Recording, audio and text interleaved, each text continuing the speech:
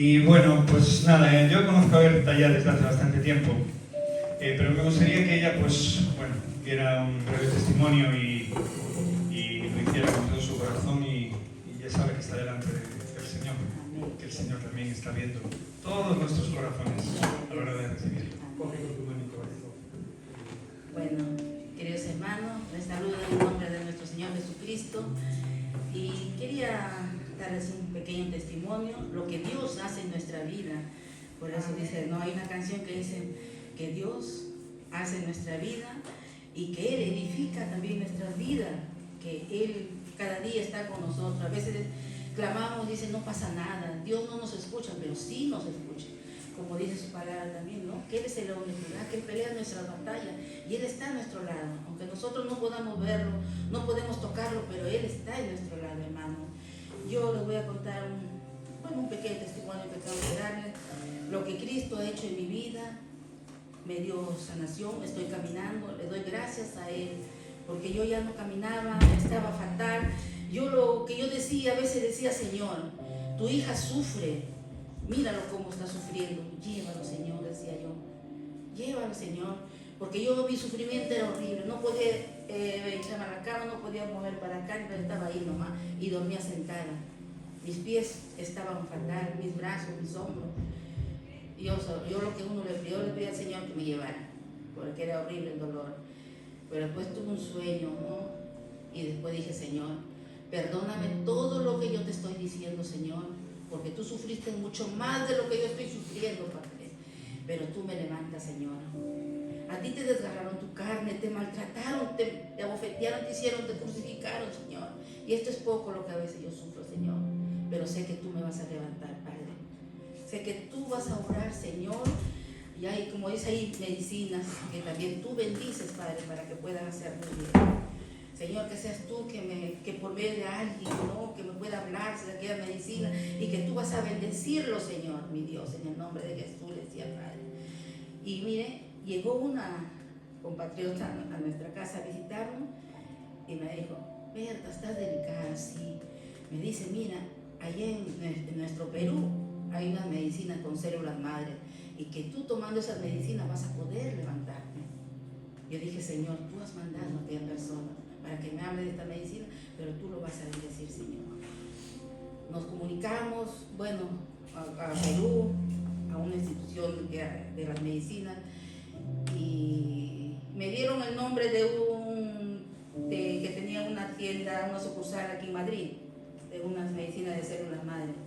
Y yo hice pedido, me llegó los pedidos y dije, Señor, aquí está la medicina, que tú bendigas, Padre, pon tu mano bendita, Señor, para poder yo tomar esta medicina, Señor, y poderme sentirme bien.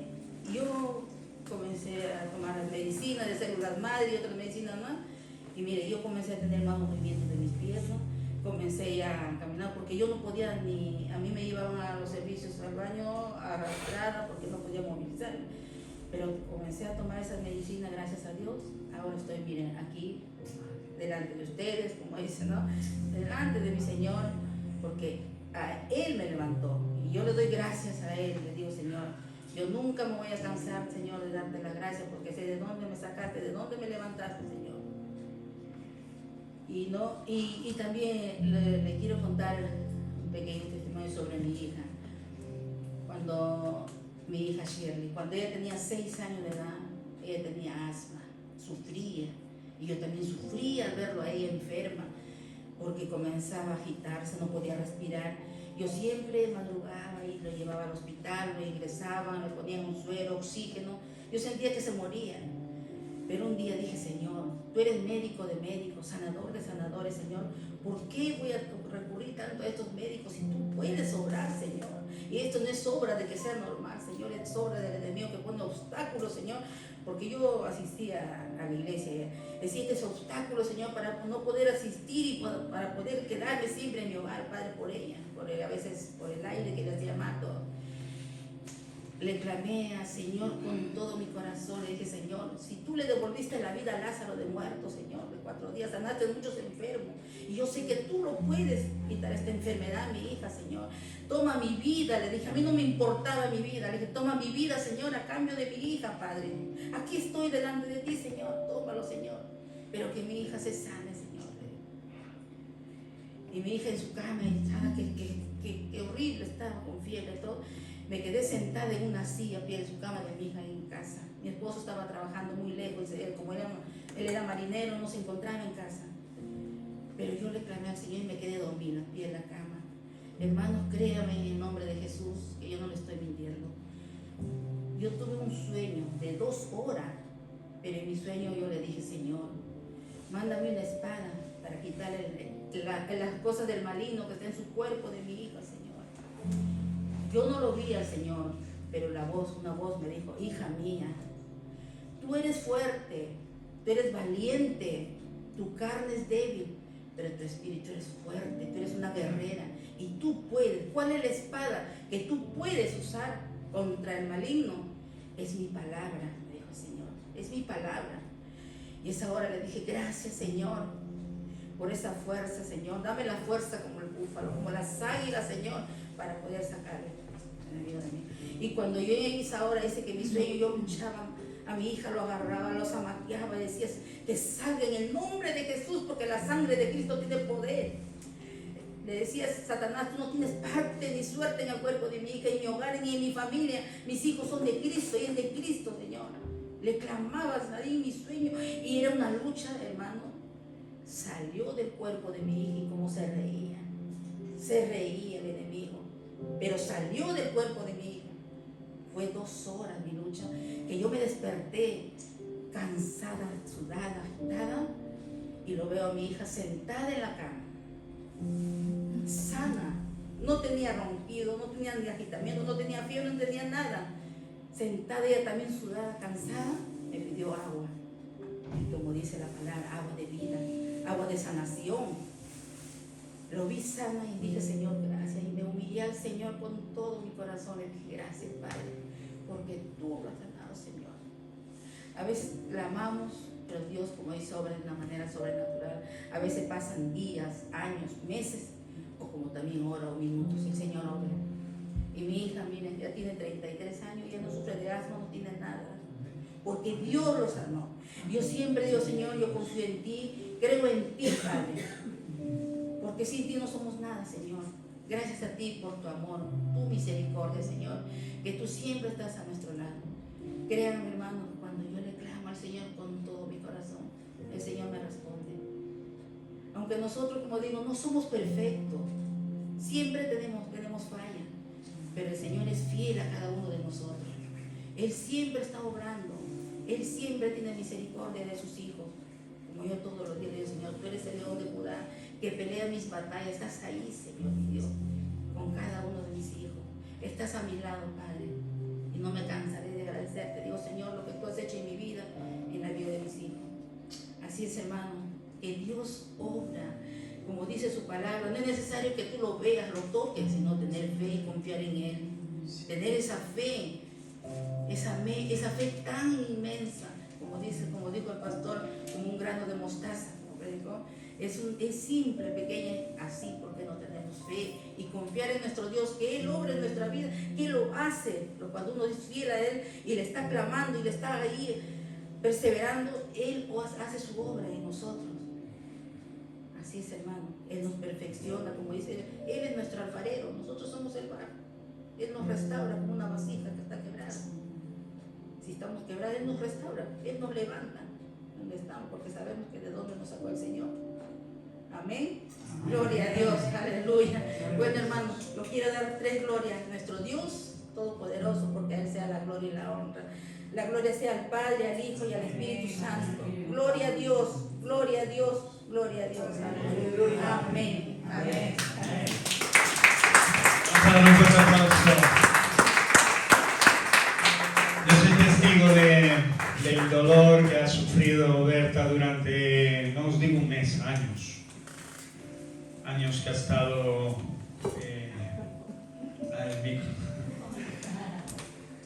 años que ha estado sufriendo en sus huesos, bueno, un cúmulo de circunstancias, operaciones de cadera, tendones, huesos, dolor constante que no se aplacaba ni con medicinas, que no le dejaba dormir, que no le dejaba acostarse, etcétera, ¿no? Y también sé de su clamor y también de sus ganas de marcharse ya, de morirse. Los pastores de vez en cuando oímos cosas de nuestros hermanos que solo nos muestran la realidad de lo que está pasando en cada vida, ¿no? Cada uno pasa sus circunstancias y sus situaciones. Y aunque a veces no veamos o no pensemos que Dios está obrando, Dios siempre está obrando y con un propósito y con un principio, ¿no? En nuestra vida, ¿no? Y yo le clamaba a Dios también durante ese tiempo por ella, porque realmente le decía a mi mujer, es terrible que esta mujer esté sufriendo tanto tiempo, ¿no? Seguro que Dios ha tratado a Berta muchísimo, ¿no? Y le ha hablado de mil formas y de mil maneras, ¿no? Durante ese proceso, que vuelvo a decir, fueron años. Años, ¿no? Berta. Desde el 2018. Pues mirad, estamos en el 26. Y bueno, ahora también tenemos que dar gracias, que tenemos hospitales, tenemos médicos, tenemos medicinas. Y Dios también usa esas cosas para nuestro bienestar. Pero hay un principio que es el principio de fe, ¿no? De aceptar la voluntad de Dios en nuestra vida, y cuando ella dijo que se quería morir, creo que más de uno lo hemos deseado en nuestras debilidades.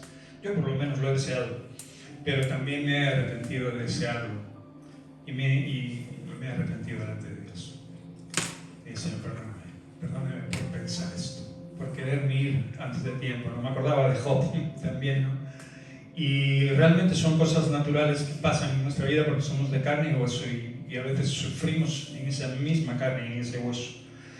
Pero el Señor está ahí para fortalecernos, cualquiera que sea. Nos responda a una oración en el tiempo que deseamos o no. Haga en nosotros un milagro o no, porque durante todo ese tiempo aún no éramos muy conscientes de lo que Dios podía hacer y aún de lo que puede hacer, porque creo que, bueno, aunque ella anda con una muleta, no achacamos todo a la medicina, achacamos a que podemos estar por encima de cualquier situación, cualquier enfermedad, cualquier desgracia en nuestra vida, ¿no? Y eso nos tiene que llegar a consolar y nos tiene que llegar a fortalecer, porque realmente nuestra perspectiva no es de estar aquí 1000 años, nuestra vida terrenal tiene un límite. Amén. Y un día nos juntaremos todos y nos reuniremos todos en un gran banquete y como una gran familia. Todos, de distintas congregaciones, de gente que no conocemos personalmente, pero sí que estamos unidos ya en el Espíritu. Amén. Amén. Yo no predico hoy, estoy haciendo sufrir un poco a Roque. Quiero que caliente motores. Roque, no seas correcaminos, ¿eh? Aquí te pillo, aquí te mato. Dime, deja que dé testimonio, verte y tal, que yo predico rápido. No. Aquí de rápido nada. Vente para acá. Vente. Yo quiero honrar a Roque también, es un hombre de Dios. Y vemos en él cualidades que a mí personalmente me gustaría tener. Y también sé que Dios le da palabra, y sé que él también se empeña en saber de él. Sé que ya hace tiempo que le conoce, pero sé que también tiene muchas más ganas de seguir conociéndole, ¿no, Roque? Pues te doy este espacio. Esto es un púlpito de madera, pero lo que hay en el corazón de Dios es lo que queremos oír, para que Dios lo ponga en tu corazón y lo hable en tu boca. Amén. Vamos a dar un aplauso.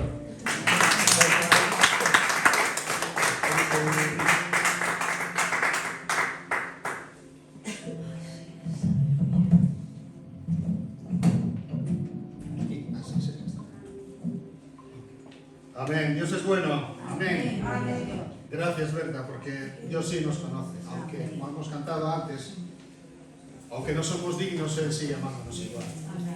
Él nos quiere, a pesar de las circunstancias que cada uno de nosotros podemos pasar, ¿verdad? Bueno, en esta mañana lo que quiero compartiros, lo le puse por título, Haciendo lo correcto. Es difícil hacer lo correcto. ¿Cuántas veces nos han dicho de hacer lo bueno y nunca hacemos lo bueno, verdad? Cuesta. Quisiera que quedáis con estas palabras. Falta de conocimiento, sin santidad, menospreciando lo sagrado, deshonrando a Dios. ¿Sabéis cuál es el objeto más sagrado? En el Antiguo Testamento, ¿cuál era el objeto más sagrado? Era el arca de la alianza, donde estaba la presencia de Dios. Amén. En 1 de Samuel 5:1, que lo estamos estudiando en los miércoles en el estudio, y no sé por qué el Señor me puso que predicara de este tema, pero bueno, gloria a Dios, Él sabe. Se nos dice que el arca cayó en manos de los filisteos. Y fijaros que una de las cosas que se nos dice ahí en la palabra es que los israelitas hicieron guerra contra los filisteos y fueron a la guerra, y en este primer encuentro dice que murieron 4.000, y en su desesperación volvieron otra vez y fueron a Silo, donde estaba el tabernáculo, donde estaba el arca del Señor, y cogieron el arca. Ofnis y Fignes, que eran los hijos de Elí, el sacerdote, dice que con el pueblo cogieron el arca y fueron a pelear, pensando que el arca era un muleto, un objeto con el cual podían vencer a los filisteos. Dice que cuando ellos llegaron al campamento de los israelitas, dice que era tanto el griterío y el clamor que los filisteos se asustaron y tuvieron temor. Y por desgracia, ese temor que tuvieron los filisteos fue más reverente que el temor que no tenían los israelitas, de agradar y ver cómo Dios es el que actúa, no los objetos que hay a su lado. Vemos también que cuando ellos van a la guerra y el arca es arrebatada, dice que uno viene junto a Elí y le dice: el arca y tus hijos han muerto. Y dice que Elí se cae para atrás y se desnuca y muere, cumpliendo así una de las profecías que había sido dicha a Elí. Vemos también como el arca, estando en manos de los filisteos, la llevan a Ascón, una de las ciudades principales, y vemos como la ponen en el templo de Dagón. Dice que en la noche que estuvo el arca y al día siguiente que los filisteos entraron en el templo, dice que Dagón estaba inclinado ante el arca, y volvieron a poner a Dagón de pie. Y a la siguiente noche y al siguiente día, dice que Dagón tenía las manos cortadas y la cabeza cortada. ¿Os acordáis, verdad? Fijaros, nuestra lucha no es contra carne y sangre, es una lucha espiritual, que tenemos que tener cuidado. Cada día tenemos que estar luchando esa lucha, porque el enemigo no para. No para. Él quiere destruirnos. Nuestras almas son muy preciosas para nuestro Señor. Pues es que nos ha dado las almas, ¿verdad?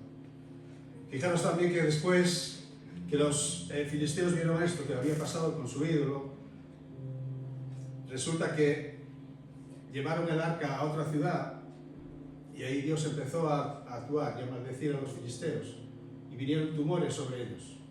A consecuencia de todo esto, fijaros, el arca estuvo con los filisteos 3 meses. 3 meses estuvo con los filisteos. Y en esos 3 meses Dios castigó a los filisteos de una manera tremenda.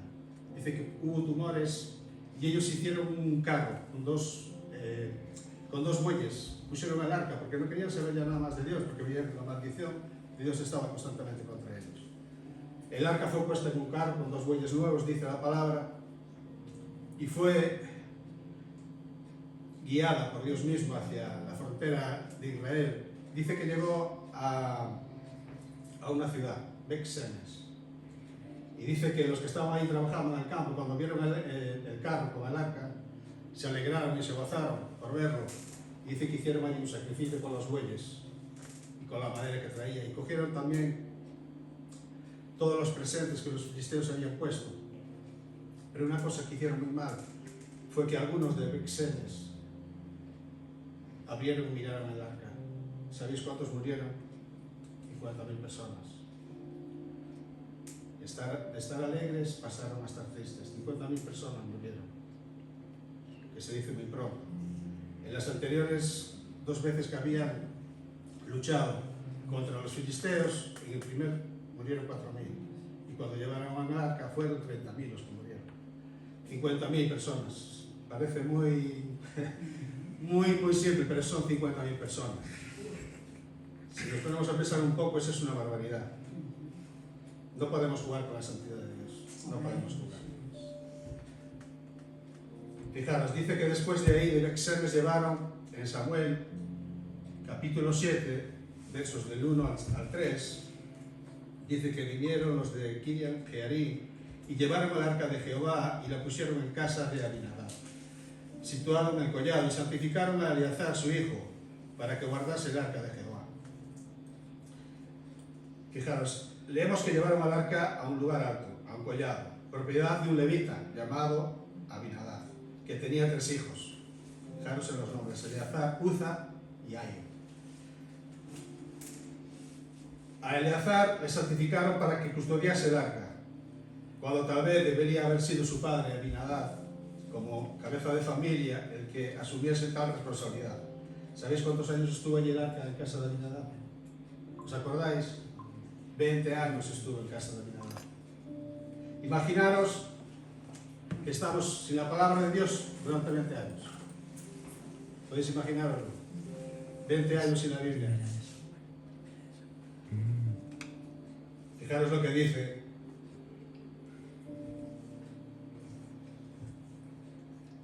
Lo que dice en el 3, en el capítulo 3, dice así: desde el día que llegó el arca a Kiriath Jearim pasaron muchos días, 20 años, y toda la casa de Israel lamentaba en pos de Jehová.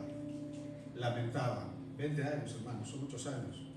Imaginaos lo que decía antes: 20 años en una Biblia. ¿Podéis vivir? ¿Podéis comprender la situación por la que ellos pasaron? También se nos dice que habló Samuel a toda la casa de Israel diciendo: si de todo vuestro corazón os volvéis a Jehová, quitad los dioses ajenos y a Astarot de entre vosotros, y preparad vuestro corazón a Jehová, y solo a él servid, y os librará de la mano de los filisteos. Amén. Sí. El arca de la alianza, el objeto más sagrado del tabernáculo, se encontraba en el lugar santísimo. Si hay una descripción de Jesús, la encontramos en el tabernáculo, y especialmente en el arca. Creemos que el arca fue la mejor descripción de Cristo que tenemos en el Antiguo Testamento. Fue la única figura de Dios que ha diseñado. Este mueble indicaba la presencia de Dios, como bien estábamos hablando de él. Si mi presencia no va con nosotros, yo no quiero. Si tu presencia no viene con nosotros, no quiero decir. Y hasta llegó a ser un obstáculo para Israel, como hemos leído y como hemos escuchado, porque la valoraron de una manera supersticiosa. Los israelitas creían que había algún mérito, valor en aquel cofre, cosa que no era cierta. Simplemente era un símbolo, una descripción de Cristo. Había sido hecha de oro, lo cual ilustraba la deidad, y de madera, lo cual simbolizaba la humanidad de Cristo. Amén.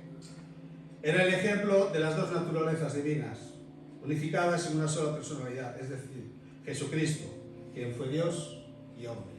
Amén. Fijaros, ¿os acordáis qué objetos había dentro del arca?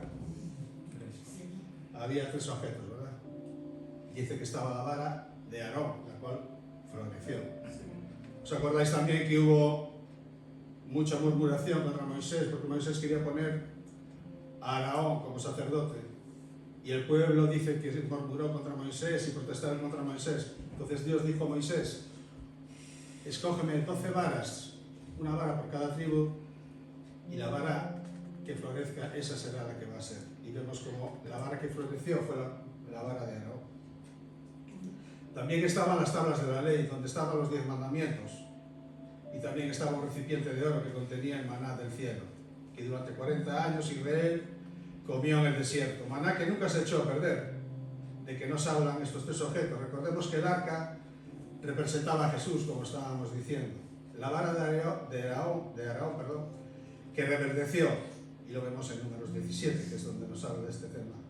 Simbolizaba la elección divina, la resurrección y la vida que surge de lo seco, bajo la presencia de Dios.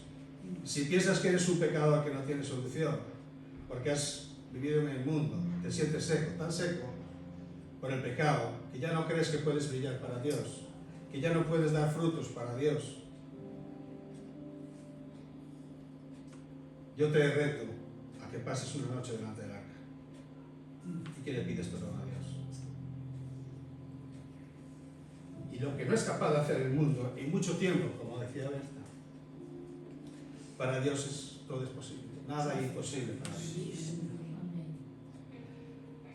Queremos conocerte cada día más, Señor, y andar en tu voluntad.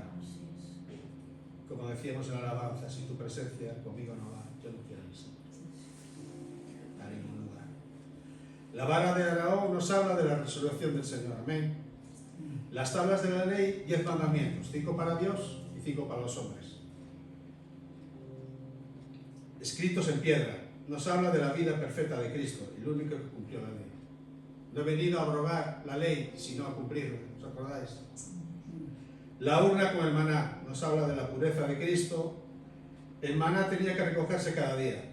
Por eso la Biblia nos dice, toma tu cruz cada día y siga. Tenemos que tener una relación diaria, porque Dios sabe que somos tan débiles, que si no tenemos una relación diaria, nos contaminamos, nos echamos a perder fácilmente.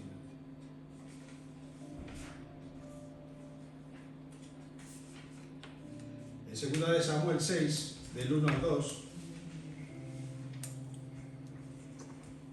fijaros, cuando el arca estaba en casa de Abinadab, reinaba Saúl. Al pasar el tiempo, David fue puesto como rey. Y él, su deseo era, con toda su pasión y con todo su amor, traer el arca a Jerusalén. Hay 3 salmos en los que expresa esta pasión y este amor. Fijaros, por lo contrario, Saúl, él nunca tuvo preocupación por el arca, nunca se preocupó por el arca. Es como, y eso viene en Crónicas 13:3, es como nosotros. Tenemos la Biblia, pero nunca la usamos. Saúl estaba actuando de esta manera. El arca estaba, pero no le daba el uso correcto.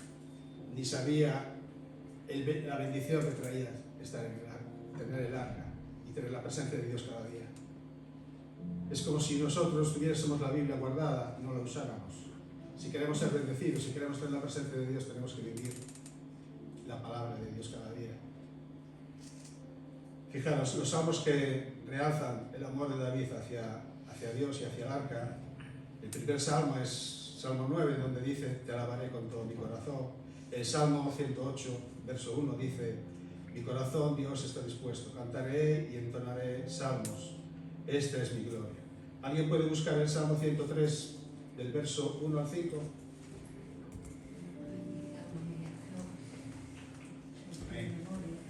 Y no bendice.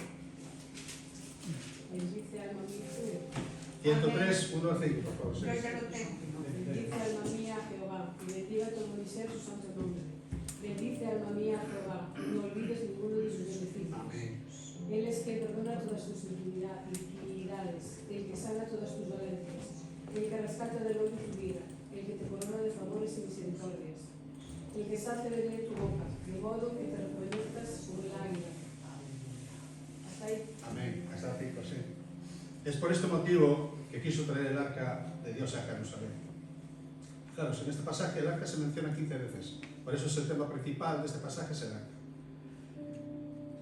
En los primeros 17 versículos del capítulo 6 se nombra 15 veces, como os había dicho. Al leer estos versos nos damos cuenta que el tema principal es el arca. David no tenía ninguna superstición en cuanto al arca. En el Salmo 123 dice, a ti alcé mis ojos, a ti que habitas en los cielos. Él sabía que el acercamiento a Dios tenía lugar por medio del arca, una figura del Señor Jesús, como habíamos dicho antes, el único mediador entre Dios y los hombres. En 2 de Samuel 6, 1 al 3, también el verso 3, vemos el error y la equivocación de David. Lo vamos a leer. David volvió a reunir a todos los escogidos de Israel, 30.000. ¿Os acordáis cuántos habían muerto en la segunda batalla contra los filisteos? 30.000. Y él viene con 30.000. Fijaros, el detalle. 30.000. Están en reconocimiento con el Señor. 30.000. A veces pasan desapercibidos, son cosas que a veces no nos fijamos, pero hay un propósito, una reverencia, un compromiso.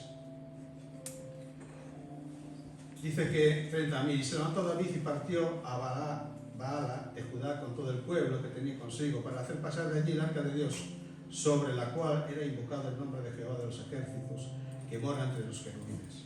Pusieron el arca de Dios sobre un carro nuevo y la llevaron de la casa de Abinadab, que estaba en el collado, y Uza y Ayo, hijos de Abinadab, guiaban el carro nuevo.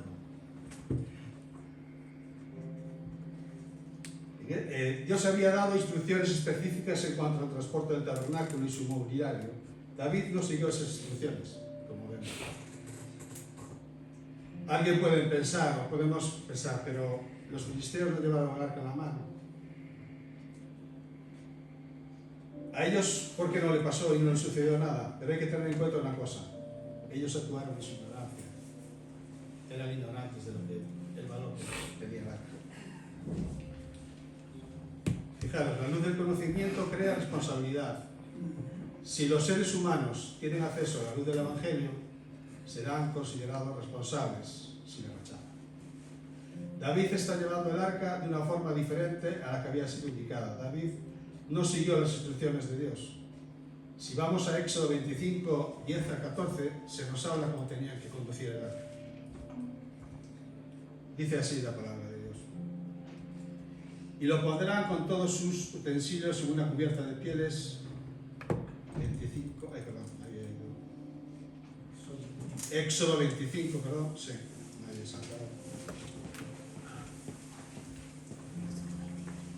Del 10 dice así: harán también un arca de madera de acacia, cuya longitud será de 2 codos y medio, su altura de codo y medio y su altura de codo y medio. Y la cubrirás de oro puro por dentro y por fuera, y harás sobre ella una cornisa de oro alrededor. Fundirás para ella 4 anillos de oro, y pondrás en sus 4 esquinas 2 anillos a un lado de ella y 2 anillos al otro lado. Harás unas varas de madera de acacia, las cuales cubrirás de oro, y meterás las varas por los anillos a los lados del arca, para llevar el arca con ellas. Las varas quedarán en los anillos del arca, no se quitarán de ella, y pondrás en el arca el testimonio que yo te daré. El arca tenía que ser llevada por 2 varas, no por bueyes ni carros. Así como el arca tenía que ser llevada a hombros, así también el mensaje de Jesús ha de ser llevado hoy a través del mundo sobre los hombres de aquellos que creemos en él. Esa es la forma correcta de Dios, de hacer las cosas en la actualidad. Y la forma que acabamos de leer era la forma indicada en el tiempo de David. David fue responsable de la muerte de Uza por permitir que los pensamientos e intenciones humanas estuviesen por encima de la palabra de Dios. En Proverbios capítulo 3, versos del 5 al 6, se nos advierte que confiar en el Señor, tenemos que confiar en el Señor con todo nuestro corazón y que no nos apoyemos en nuestra inteligencia. La educación y la experiencia pueden darnos herramientas para el éxito, pero solo el poder del Espíritu Santo nos garantiza una vida feliz y gozosa en la presencia del Señor. Uza significa fuerza y Ayo significa amigable.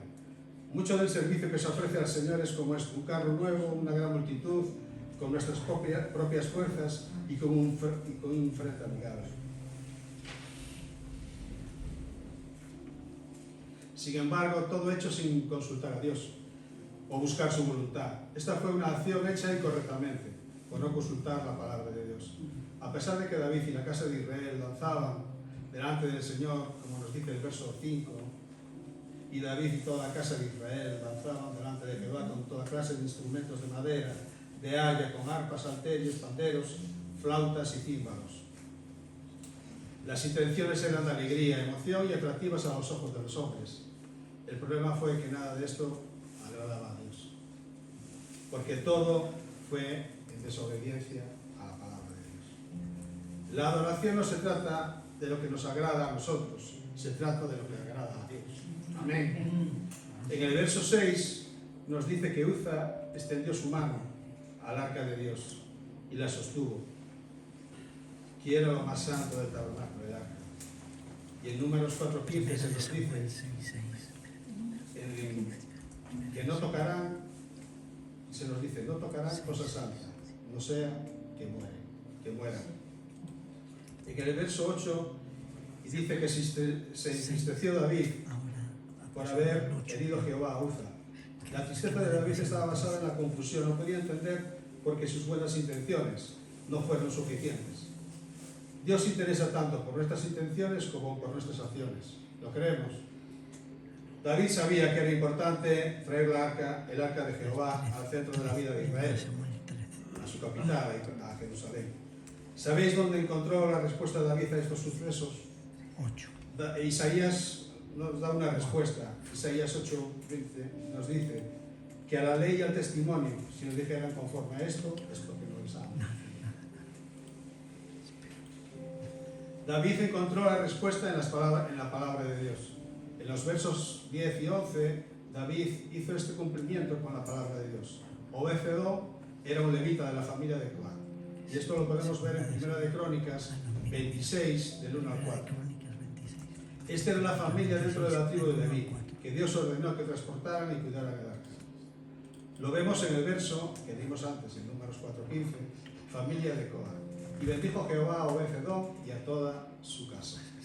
Cuando la palabra de Dios fue obedecida y su santidad respetada, le siguió la bendición. Dios quiere que el arca fuera de bendición para Israel y no de maldición. Podríamos decir que la maldición no vino del corazón de Dios, sino de la desobediencia de los hombres. En los versos 11 dice que estuvo 3 meses en la casa de Obed-edom y fue de mucha bendición. Obed-edom fue un ejemplo para todo el pueblo de Israel y especialmente para el rey David. Es así como Obed-edom llamó al rey David al arrepentimiento. Obed-edom sirvió con esmero y temor al Señor. Vemos también como la fidelidad de Obed-edom generó no solo bendiciones inmediatas, sino un legado eterno de servicio a Dios. Es una historia de cómo la presencia de Dios no solo cambia destinos y transforma las situaciones comunes en testimonios de victoria.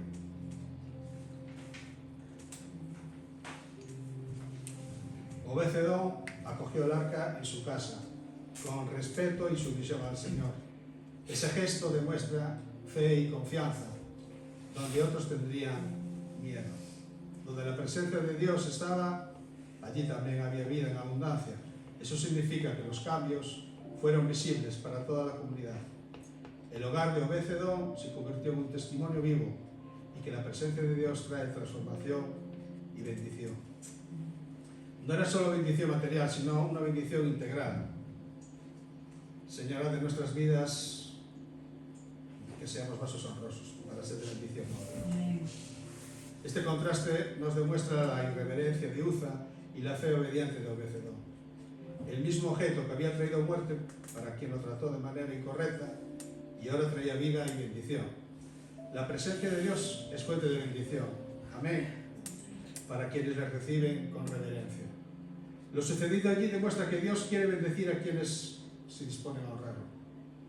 La diferencia entre el miedo y la bendición estaba en cómo se trataba la santidad de Dios. Acordémonos, sin santidad nadie verá a Dios. Tenemos que presentarnos de una manera que agrada a Dios. En Romanos 12, 1 al 2 nos da un buen ejemplo de esto.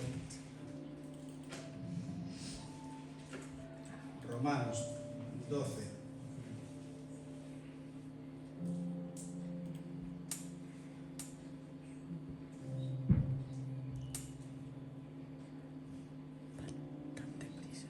Del 1 al 2. Así que, hermanos, os ruego por las misericordias de Dios que presentéis vuestros cuerpos en sacrificio vivo, santo, agradable a Dios, que es vuestro culto racional.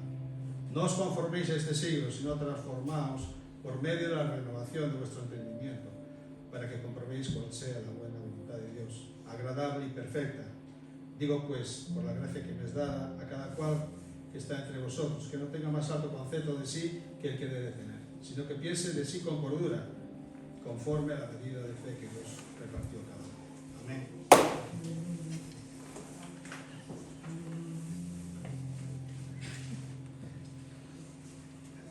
En Samuel 6:12 se nos dice que llevó con alegría el arca de Dios de la casa de Obed-edom a la ciudad de David.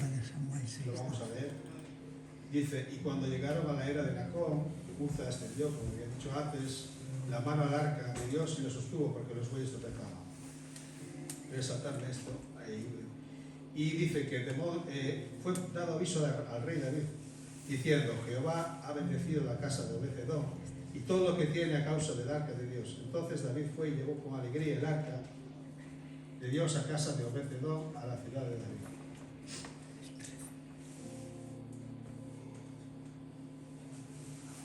David se alegró de saber que la presencia y la gloria de Dios podían traer bendición en vez de maldición. También se alegró de ver que cuando obedecía a Dios eran bendecidos. David explicó a los sacerdotes por qué los hirió en su primer intento de llevar el arca a Jerusalén. Lo podemos ver en 1 de Crónicas 15, 12 al 15, si alguien lo quiere leer. 1 de Crónicas 15, 12 al 15.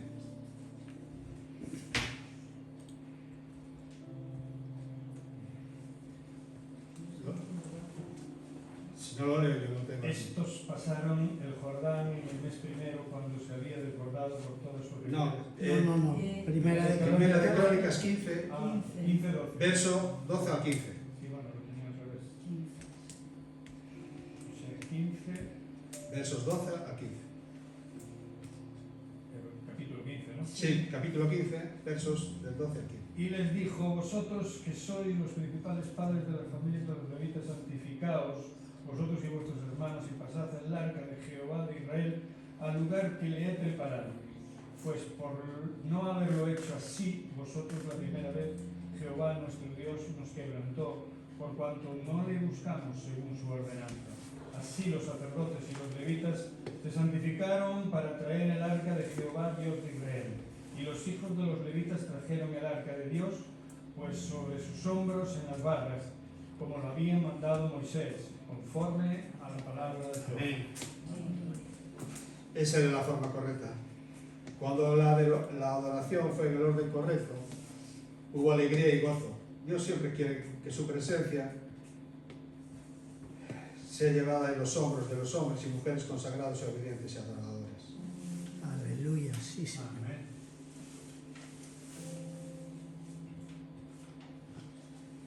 David, fijaros en el verso 14, David no danzó por obligación, sino por una adoración de corazón. Él se alegró de traer el arca de Jehová a Jerusalén de acuerdo a la palabra de Dios. Amén. En resumen, en 2 de Samuel 6 se nos narra el traslado del arca de la alianza a Jerusalén, destacando primeramente la santidad de Dios y la importancia de adorarle bajo sus condiciones, no las nuestras. La muerte de Uza nos enseña que las buenas intenciones no sustituyen la obediencia. David intentó llevar el arca en un carro nuevo, una forma humana, en lugar de usar a los levitas como ordenaba la ley. Las formas de Dios no están obsoletas. Desobedecerlas trae consecuencias. Obed-Edom fue bendecido por acoger el arca. Dios bendice a quienes honran su presencia, con obediencia, transformando sus vidas. Este capítulo nos invita a examinar si nuestra adoración y servicio busca agradar a Dios bajo sus mandatos o si preferimos métodos propios, enfatizando la alegría humilde por encima del prestigio personal. La historia resalta que tener la presencia de Dios cerca, caso de Abinadab, no garantiza la bendición, sino que se acompaña de una correcta actitud de honor y obediencia, que es el caso de Obed-Edom. Acordémonos de ser reverentes con la palabra de Dios.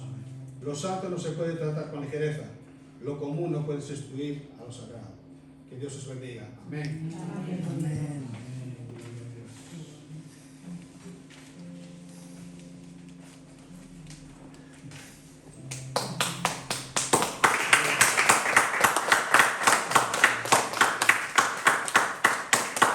Vamos a orar por Roque. Me gustaría orar por él. Sí. Me gustaría que Dios le siguiera esta palabra. Y la verdad que la palabra que he traído hoy es algo que tenemos que tener en cuenta. Siempre que ministro a la gente, la mayoría de las veces que ministro a alguien, que se me da la oportunidad de parte de Dios de ministrar a alguien, siempre les digo, no consientas que en tu casa more la injusticia. O sea, no seas participante del pecado de otros. Y creo que lo que hoy ha compartido Roque es importante porque la presencia de Dios en nuestro hogar es necesaria, es imprescindible. Y no la debemos de tener como un mueble en concreto solamente, sino como algo reverente, ¿no? Como algo que realmente es primordial, está por encima de nuestros sentimientos, de nuestras relaciones entre personas, entre familiares. Y consentir que alguien quebrante eso en nuestro hogar es formar parte de su pecado. Y bueno, a veces lo hacemos inconscientemente. David lo hizo inconscientemente, ¿no? El tema de traer el arca. ¿Por qué? Porque somos oidores olvidadizos y nos pasa mucho, demasiado diría yo que nos pasa, ¿no? Por eso tener la Biblia en un estante en casa pues no dice gran cosa de nosotros, en el sentido de que si no la abrimos y no vemos lo que hay en ella a diario, y ahora lo tenemos en móviles, es que lo tenemos en todas partes, yo qué sé. Antes una Biblia pues era casi un tesoro en manos de un cristiano, pero es que ahora de tantas Biblias que hay no leemos ninguna, o apenas leemos, ¿no? Cuando realmente debería de ser una bandera que esté ahí constantemente, ¿no? Abanderando nuestro caminar. Por eso me gustaría orar por Roque y por esta, bueno, la palabra ya pienso que ha tocado a cada uno conforme a la necesidad de cada uno, pero vuelvo a decir, no consintamos que en nuestra casa more la injusticia y tengamos la presencia de Dios presente para ser relevantes a la hora de corregir a quien sea dentro de nuestro hogar. Amén. Y de hacer conforme a la palabra de Dios, porque si obviamos la palabra de Dios, obviamente estamos haciendo todo lo contrario a ella. ¿Y qué ocurrirá? Pues obviamente lo que no deseamos, lo que no quiere, lo que no deseaba Dios para su pueblo, que muriera tanta gente, que por culpa de no entender lo que había en el tabernáculo y por no entender que la presencia del Señor no era un amuleto que podemos llevar a cualquier lado en el sentido para nuestra gana o para lo que nos interese, pues ocurrieron estas cosas que realmente el número proporcional al principio fueron 10.000 primero y después 30.000 y después 50.000. O sea que cuenta, ¿no? Muchas almas, muchas personas. ¿No? Pensemos que muchos son salvos como por fuego, dice la palabra de Dios. No lleguemos a ese justo extremo, ¿no? Un abismo llama a otro, ¿no? O sea, tengamos cuidado con nuestros pies, por donde andan y con nuestras acciones, lo que consienten. Amén. Vamos a ponernos de pie. Amén. Padre, Señor, te doy gracias por Roque, Señor. Te pido que sigas trabajando en su corazón, en su mente, Señor, que sigas poniendo tu palabra, oh Dios, para que pueda también ministrarla, Señor. No solo aquí, Señor, en este lugar, sino, Señor, a su alrededor, en medio de su familia, en medio de los suyos, de sus amigos, vecinos, etc. Que Él aproveche cualquier oportunidad. Asimismo, nosotros también que lo hagamos, Señor, porque eso es una cosa que demandas a cualquier hijo tuyo, Señor, a todos aquellos que formamos parte de esta gran familia, Señor, de la fe. Padre, gracias por él, gracias por esta palabra, por ponerla en su boca y en su corazón, Señor, y transmitírnosla hoy, para poder saber, oh Dios, que tu gloria no es cualquier gloria, Señor, es una gloria que bendice, pero también que fulmina, mata, Señor Dios, y no queremos, Señor, cometer los mismos errores. Queremos aprender en cabeza ajena. En el nombre de Cristo Jesús. Gracias por esta palabra. Amén. Gracias, Roque.